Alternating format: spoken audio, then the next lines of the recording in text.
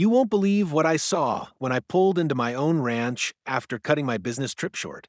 A woman I barely recognized, our so-called HOA president Karen, was giving a full-blown tour to a couple in fancy shoes. She was calling it her property. "You'll love the view from my master bedroom," she told them. I didn't know whether to laugh or call the cops. This was my land, my ranch, passed down from my grandfather, and now Karen was trying to sell it like it was hers? Well, I didn't say a word. I parked behind the barn, pulled out my phone, and started recording. Because this was about to go viral. My name's Jake. I own a 12-acre ranch just outside town, a quiet piece of heaven with a red barn, 2 horses, and the same oak tree I used to climb when I was 5. The land has been in my family for 3 generations.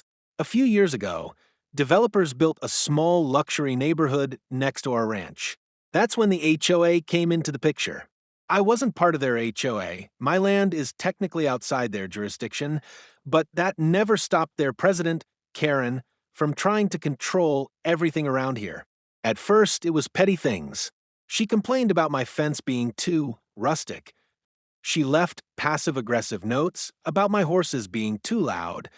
Once, she even threatened to report my porch lights for being non-compliant. I ignored her.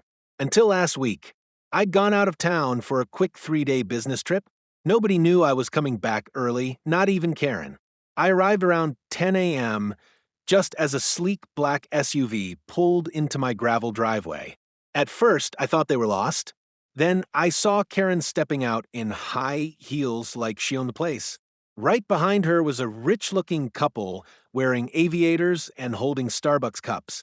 She was walking them around the front yard, talking fast and pointing toward the barn.